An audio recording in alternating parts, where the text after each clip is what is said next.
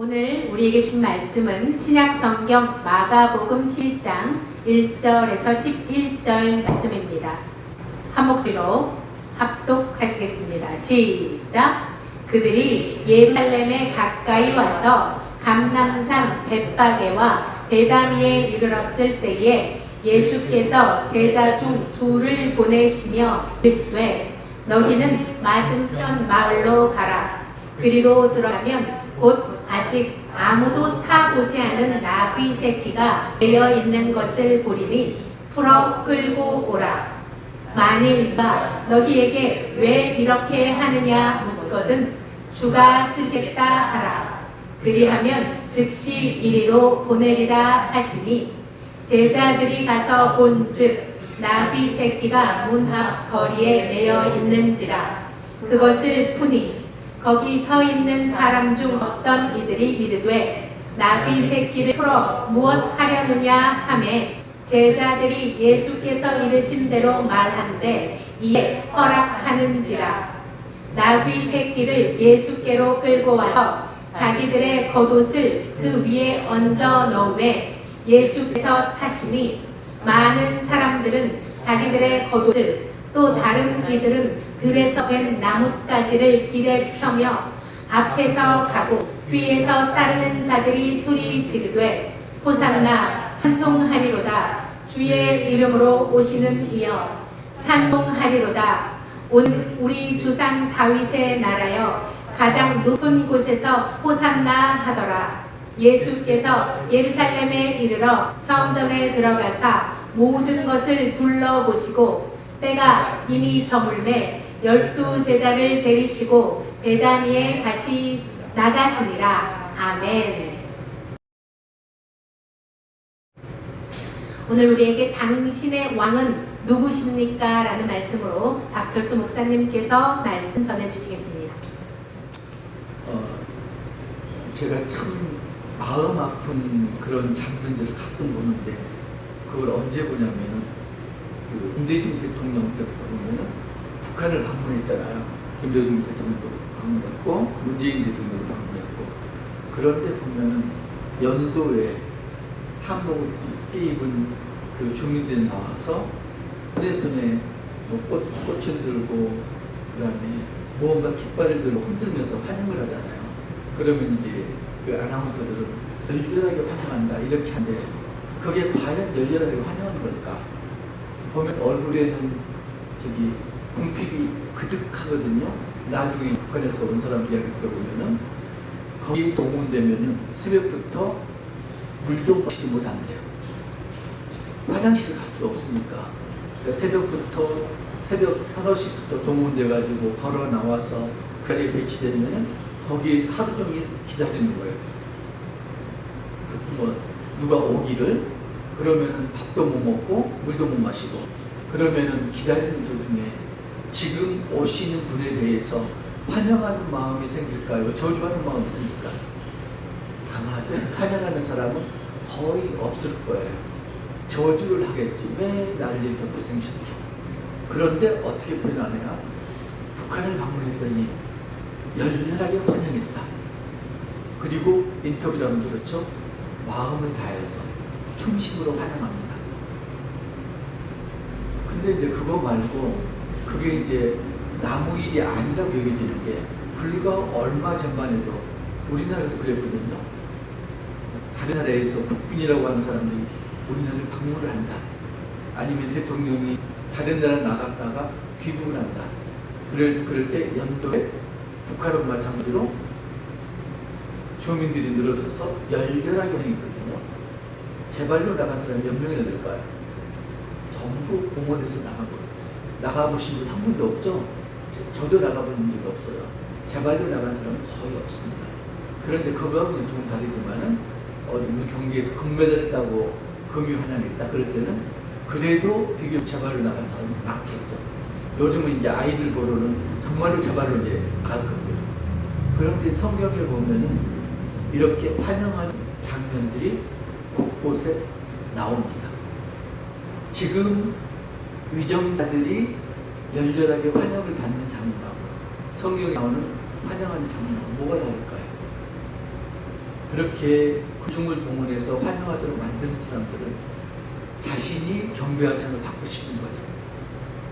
자신이 사람들 위해 절대자로 불림해서 경배받기를 원하는 거죠.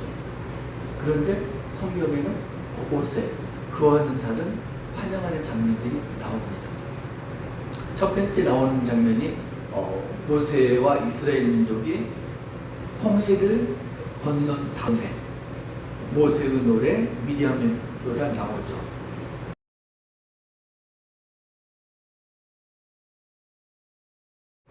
출애굽기 15장 15절에서 20절 보면은 먼저 모세의 노래가 나오고 그 다음에 15절부터 미디안의 노래가 나옵니다. 상황이 어떤 상황이죠?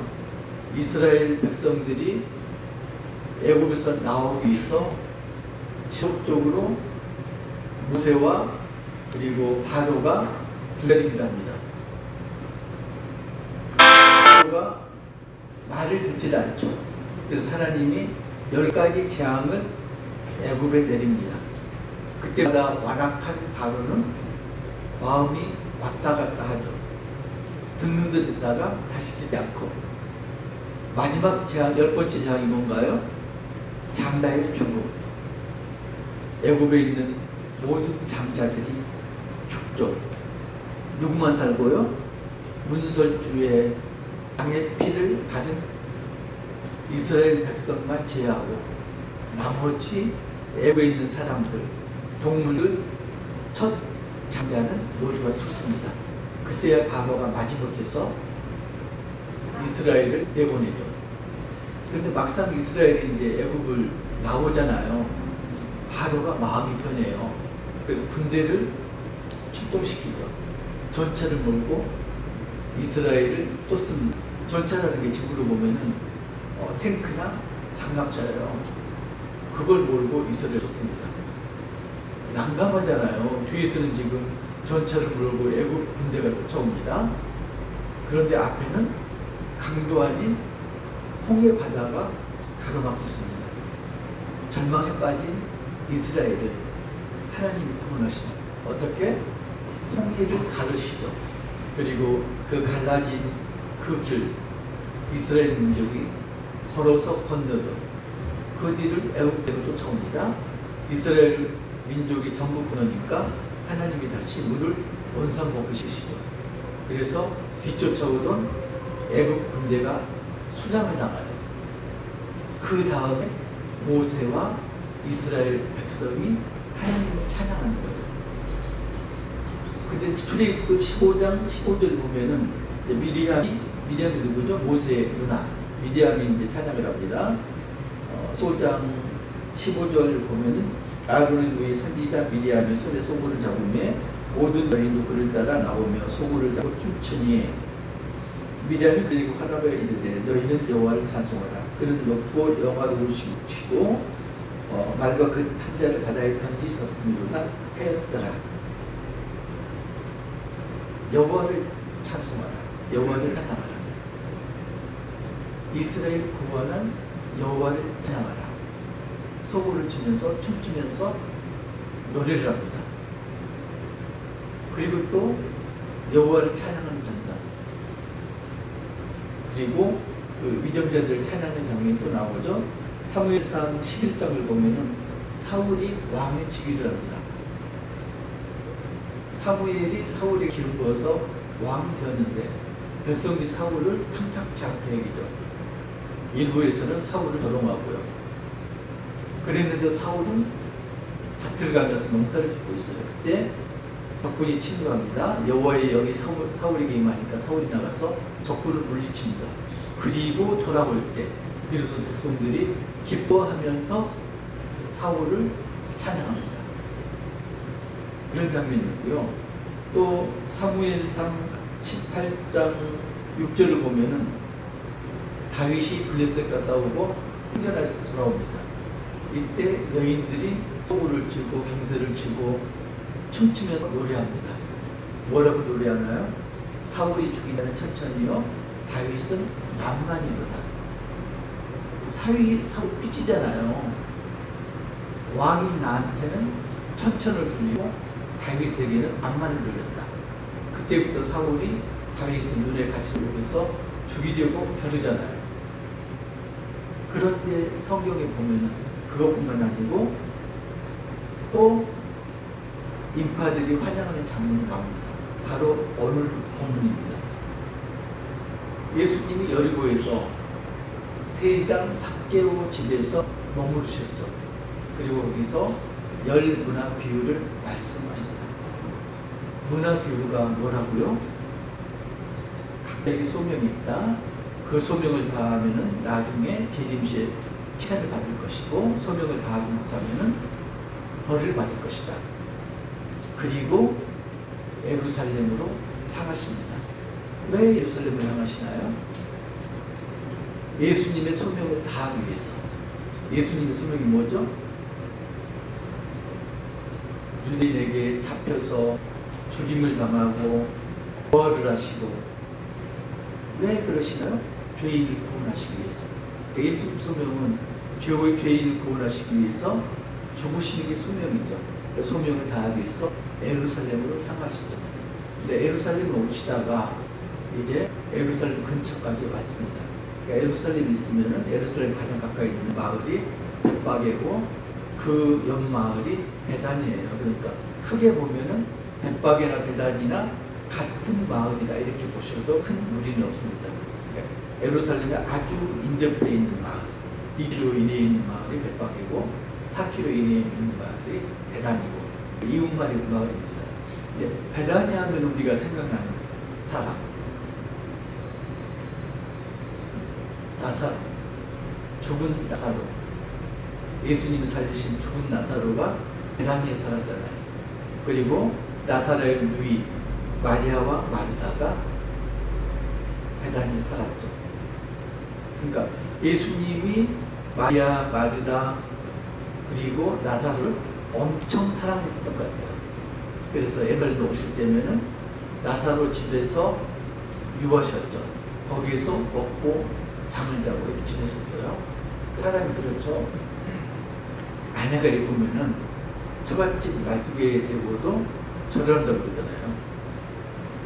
그리고 그 사람이 마음에 들면은 그 사람이 키우는 지금 예왕전이라고 하면 된다고 해서 반려견도 예뻐 보인다고요. 아무튼 예수님 마음이 든 거예요. 마리아, 마르다, 나사로가. 그래서 이제 예루살렘에 오실 때마다 그 마을에 들려서 베다니 집에 나사로 집에서 주무셨는데, 그날까지 베다니 가까이 오셨는데 이때 바로 들어가지 않고 제자 둘을 마을로 보냅니다. 베다니가 더 멀리 있으니까 맞은편 마을로 그랬으니까 베다니가 아니고 아마도 벳바게로 갔을 거다. 이렇게 추측을 합니다. 뭘 말씀하시나요? 나귀 새끼가 집 앞에 묶여 있을 테니까 끌고 와라. 제자들이 반문하죠. 주인이 뭐라고 그러면 주가 쓰시겠다. 여기서 이제 두 가지 해석이 가능한데, 예수님은 하나님이시니까 전지전능하시니까 그 일을 처음부터 끝까지 알고 계셨다. 이게 이제 하나가 있고요. 또 하나는 예수님이 베다니에 자주 오셨으니까 벳바게 사람도 예수님을 알았을 거다. 그래서 나귀 새끼 빌리는 것쯤은 그냥 소홀하게 들어줄 수 있는 큰 부탁이 아니었을 거다. 그래서 미리 부탁이 나왔었다. 두 가지 해석이 다 가능한데 두 가지 해석이 다 맞다고 볼 수 있습니다. 그래서 제자들이 가거든요. 가는데 제자들을 몇 명 보내나요? 한 명 보내는 게 아니고 나귀 새끼를 끌고 오는데 제자 둘을 보냅니다. 나귀 새끼 끌고 오는데 성인 2명이 필요할까요? 우리의 숫자는 법정에서 증언하는 증인의 최소 숫자가 2사람이죠. 그러니까 이게 이제 정말로 이거 증거로 내놓을 수 있는 그런 근거가 2명입니다. 그래서 제자 2명이 갔더니 예수님 말씀하신 대로 되고, 왜 끌고 가느냐? 주가 쓰시겠다. 끌고 가라. 이렇게 된 거예요. 그래서 나귀 새끼를 끌고 옵니다. 그래서 제자들이 그 나귀 새끼 등에 자기 옷을 깔고요. 예수님이 거기에 타고 옷을 길에 펴고 나뭇가지 길에 깔고 이래가지고 예루살렘까지 행진합니다. 일종의 왕의 행진이죠. 왕의 형제인데 뭐라고 그랬나요? 호산나. 호산나는 이제 그 뜻이 뭐죠? 구원, 지금 구원하소서. 이런 뜻이 호산나인데, 호산나 다윗의 왕이요. 그러니까 지금 이제 이 사람들이 하는 게 자신들이 기다리던 메시아가 예수님이다. 이렇게 여기고 행동하는 거거든. 제자들이 얼마나 신이 났겠어. 이제 예루살렘에 들어가면은 예수님이 왕으로 등극할 것이다. 예수님이 왕이 되시면은 우리들은 거기서 높은 지위를 차지할 것이다. 신이 났겠어. 큰 목소리로 앞뒤에서 호산호산을 하는 거예요. 그래서 우리 중에 있던 바리새인들이 예수님에게 따집니다. 당신 제자들을 좀 잠잠하게 해라. 군중성도하지 말게 해라. 그때 예수님 말씀하시죠? 뭐라고 말씀하시나요?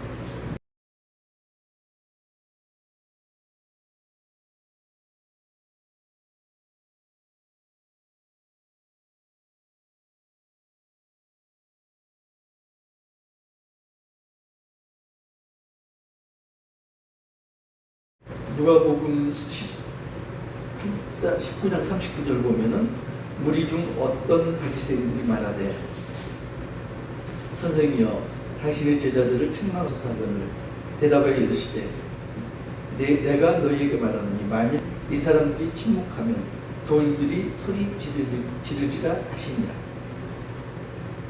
내가 메시아고 군중들이 환호하는 것은 당연하다.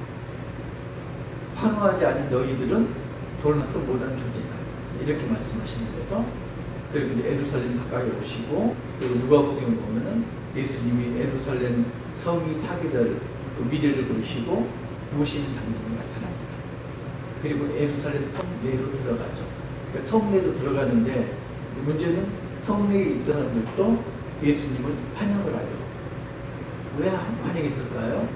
여기는 이제 두 가지 이 사람들 목적이 있는데, 하나가 뭐냐면은 이미 한 170여 년 전에 마카비 혁명 때 마카비가 시리아 군대를 물리치고 개선한 적이 있거든요.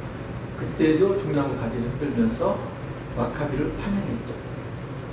그런데 지금은 로마가 지배하는 그런 상황이죠. 그러니까 로마 압제에서 우리를 구원할 메시아가 나타났다. 그 증거보다 이 사람들은 그 증거를 나사로를 살리신 그 증거를 본 거예요. 그러니까 나사로가 베다니에 살았잖아요. 베다니는 예루살렘에서 코다음에는 다 아주 가까이 있는 곳. 그러니까 베다니 있는 사람들이 예루살렘 성내에 소문을 퍼뜨린 거고, 그 소문을 듣고 예루살렘에 순례한 모든 사람들이 예수님을 기다린 거죠. 근데 예수님을 기다린 게 이 순례자들만은 아니었죠. 바리새인들도 예수님을 죽이려고 기다리고 있었죠.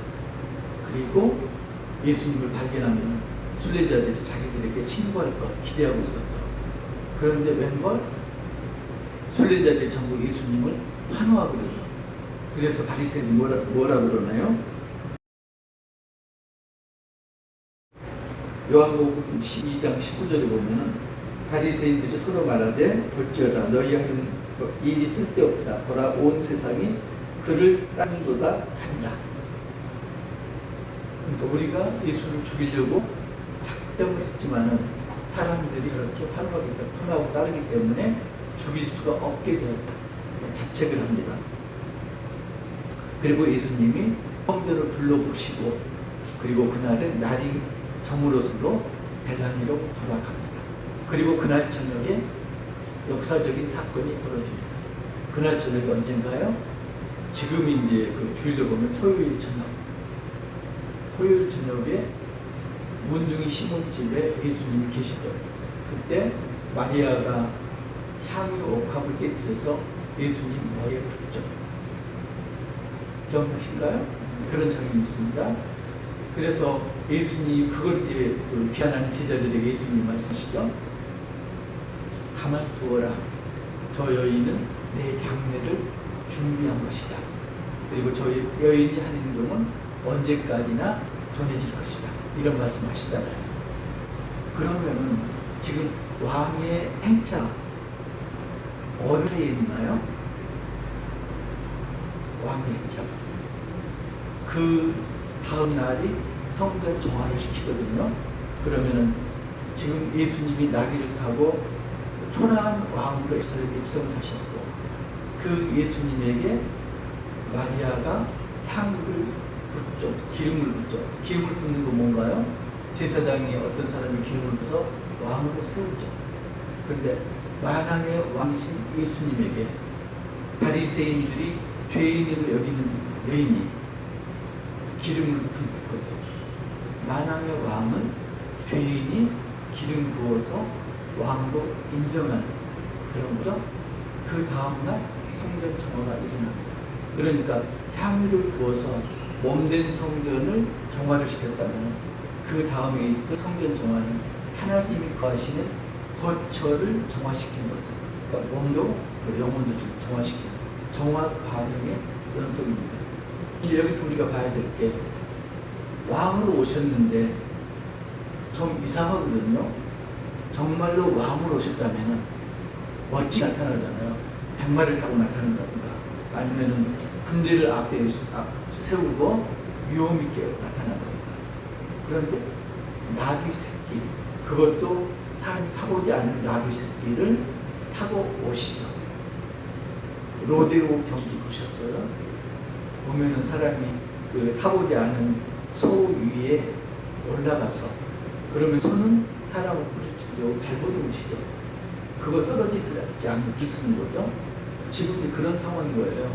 사람을 태워보지 않은 나귀 새끼에 예수님이 타셨어요. 나귀 새끼는 예수님을 떨어뜨리려고 발버둥치겠죠. 예수님이 떨어지지 않으려고 이리 흔들리고 저리 흔들릴 거고요. 도저히 왕의 모습이 아니죠. 우스꽝스러운 모습입니다. 그 모습으로 지금 왕의 행렬이 진행되는 거죠. 보면서 기자들은 뭘 말하고 싶은 걸까요? 예수님이 왕으로 오셨다? 왕으로 오셨는데 세상에 왕으로 오신 건 아니다. 그러면 어떤 왕으로 오셨다? 겸손한 왕으로 오셨다. 그 세상을 정복하고 사람을 죽이려고 오신 게 아니고 오히려 죽임을 당하려고 오셨다. 예수님이 왕이 되어서 나타난 목적은 죽임을 당하기 위해서다. 이걸 말하고 싶은 거죠. 그런데 재밌는 게요. 나사로를 살리실 때 바리새인들이 예수님을 죽이기로 결의를 하거든요. 예수님뿐만 아니라 나사로까지. 그래서 예수님이 에브라임에 가서 지내시고 한동안 에브라임에 계시다가 나중에 공생애를 다시 시작을 하시는데 에브라임이 어딘가요? 에브라임이 어딘가 찾아봤더니요. 지금 팔레스틴 여기 에브라임이더라고요. 근데 그 마을에 팔레스틴 중에서도 에브라임에 해당되는 그 지역이 있더라고요. 그리고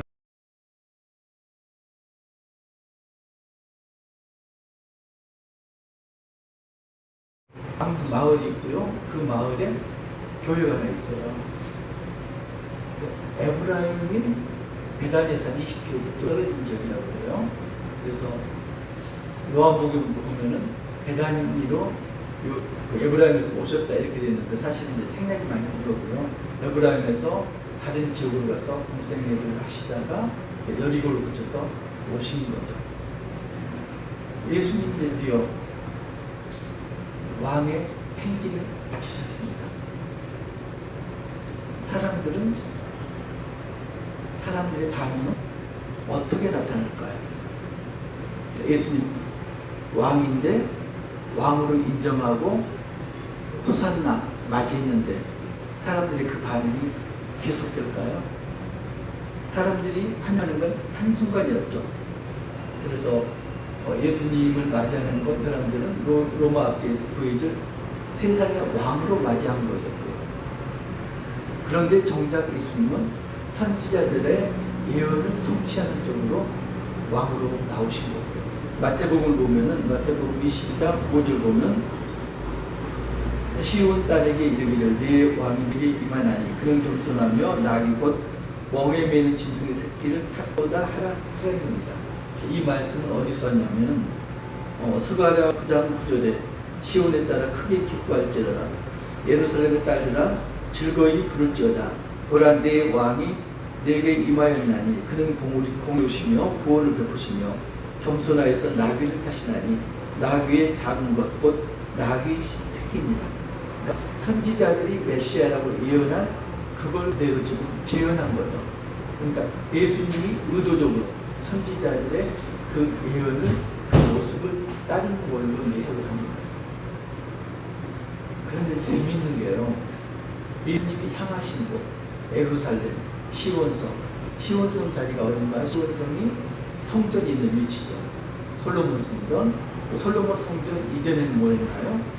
다윗의 타작마을, 아리우나의 타작마을. 그걸 다윗이 아리우나에서 사가지고 번제단을 세웠고 거기서 화목제를 드렸는데 왜 그랬나요? 다윗이 2차 인구조사를 했습니다. 1차 인구조사는 여호와께서 시켜서 한 거고요. 2차 인구조사는 다윗이 자기 힘으로 싸우려고 병사가 얼마나 되나 인구조사를 한 거죠. 그러니까 이제는 여호와의 힘을 빌리자고 우리 힘으로 싸울 수 있다. 이렇게 여긴 거죠. 하나님이 다윗에게 묘를 바라가지고 셋 중에 하나를 골라라.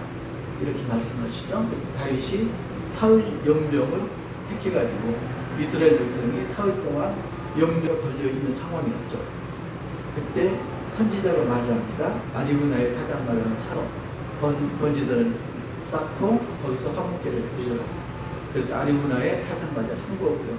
그게 솔로몬이 거기다가 성전을 지은 거고요. 더 앞으로 나가면은 거기가 모리아산이죠. 모리아산 하면 떠오르는 게 아브라함과 이삭. 이삭이 아브라함의 손에 이끌려서 번제물이 되기 위해서 모리아산을 오르죠. 예수님은 지금 십자가에 매달리기 위해서 예루살렘을 향하시는 거고요. 그러니까 이삭하고 예수님하고 지금 묘하게 대비가 되는 그런 장면입니다. 예수님이 결국은 십자가에 돌아가시는데 그게 왜 돌아가셨다고요? 죄인인 우리를 위해서 왕으로 오셨는데 정복하는 왕이 아니라 승리는 왕으로 오시다. 죽인 왕이 아니라 죽임을 당하는 왕으로 오셨다. 차이점이 그거죠.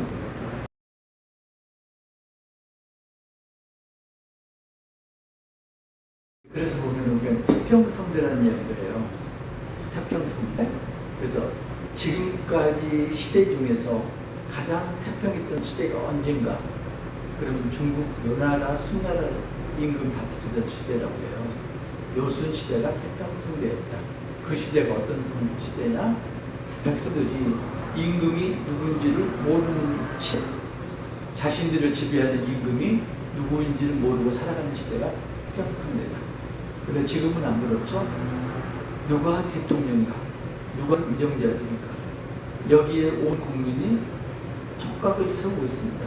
일거수일투족을 감시하고 있습니다. 왜 그러나요?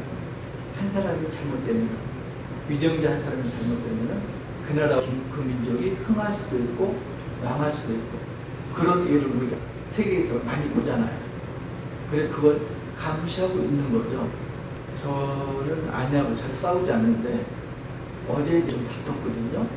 다툰 게 아주 사소해요. 지금까지는 아내가 전혀 정치에 관심이 없었는데 문모 대통령이 너무 못하나 봐요.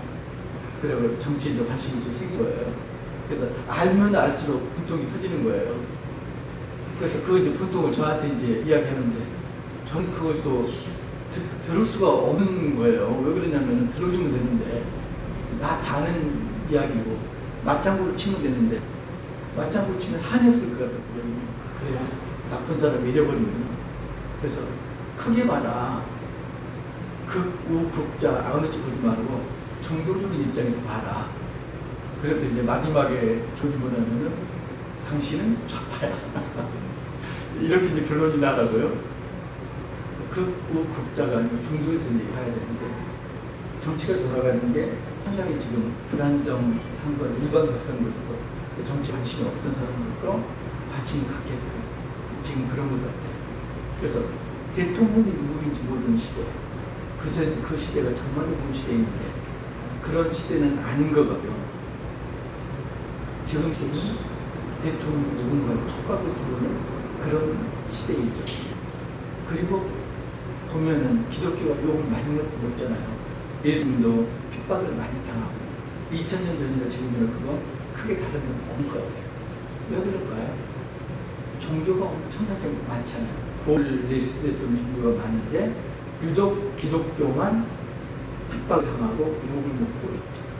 왜 그럴까요? 암이 있는데 만약에 예를 들어서 암 치료에 어제 보니까 메비가 많이 오더라고요. 선생님 저녁에 보니까 암 치료에 메비가 특효약이다. 이러면은 다른 약은 필요 없죠. 근데 암에 좋다는 약이 엄청나게 많거든요. 그 이야기는 암에 특효약이 없다 이 이야기죠. 구원을 시키겠다는 종교가 엄청나게 많거든요.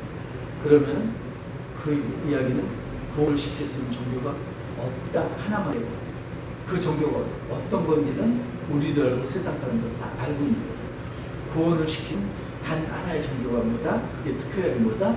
구약이고 신약이고 결국은 예수님입니다. 예수님만이 구원을 시킬 수가 있다. 이건 우리도 알고 세상도 아는 거죠. 근데 그 아는 걸 세상 사람들이 어떻게 반응을 하느냐? 생각을 하는 거예요. 기독교가 구원을 시킬 수 있는 유일한 종교다. 그러면 기독교인들은 거기에 적합한 행동을 해야 된다. 그런데 기대어 봤더니 기독교인들이 자신들의 기대에 부합하지 못하는 그런 행동을 하고 있다. 그래서 안티 기독교고 기독교를 저주하고 이렇게 돌아서는 거죠. 그러니까 결국 그 사람들이 기독교를 욕하는 것, 책임이 누구에게 있다? 예수님에게 있는 게 아니라 우리에게 있다. 결론이 이렇게 되는 거죠. 우리들 그러잖아요. 처음에 제가 이렇게 이들 이야기를 좀 했는데 아이들이 잘못했다고 처벌하지 않잖아요. 아이들은 아직 사리판별을 할 수 없는 아이다. 그래서 잘못을 저지르더라도 벌을 주지 않고 넘기는 것. 그래서 가짜 종교들이 아무리 잘못을 저지르도 지들은 그럴 수 있어 하고 넘어가는 거죠. 그런데 기독교가 잘못을 저지르면 기대를 어긋난 행동이거든요. 그래서 비난하는 거죠. 그 이야기는 뭐다? 기독교가 진짜이기 때문에 비난을 하는 거죠. 기독교가 가짜라면 절대로 비난할 필요가 없는 거죠. 그래서 우리가 섬기는 왕이 누군가? 우리도 세상 사람들처럼 물질을 섬기고 아니면 명예를 섬기고 권위를 섬기고 여러분 섬기는 왕이 누구세요? 물질, 명예, 권위, 아니면은 자식? 어떤 사람들이 그러더라고요. 가장 무서운 게 아내다. 아내가 세상 무엇보다도 무섭다. 혹시 남편이 아내가 예수님보다 더 무섭나요? 여러분이 섬기는 왕이 누구인지를 한번 되짚어 생각해 보시기 바랍니다. 내가 섬기는 게 물질인지, 내가 섬기는 게 자식인지, 이 세상이 원하는 내가 섬기는 건지, 아니면은 나귀를 타고 겸손히 오신 예수님을 섬기는 건지 한번 조용히 생각해 보시기 바랍니다. 누구를 섬기세요? 여러분들이 섬기는, 그리고 우리가 섬겨야 되는 분은 오직 한 분, 나귀를 타고 겸손히 오신 예수님입니다. 그래서 그 예수님이 어떤 예수님이라고? 세상을 정복하기 위해서 죽이러 오신 예수님이 아니라 죄인을 구원하기 위해서 죽임을 당하기 위해 오신 예수입니다. 여러분이 섬기는 그 왕이 나귀를 타고 겸손히 오신 예수님이시고 주님의 이름으로 축복합니다.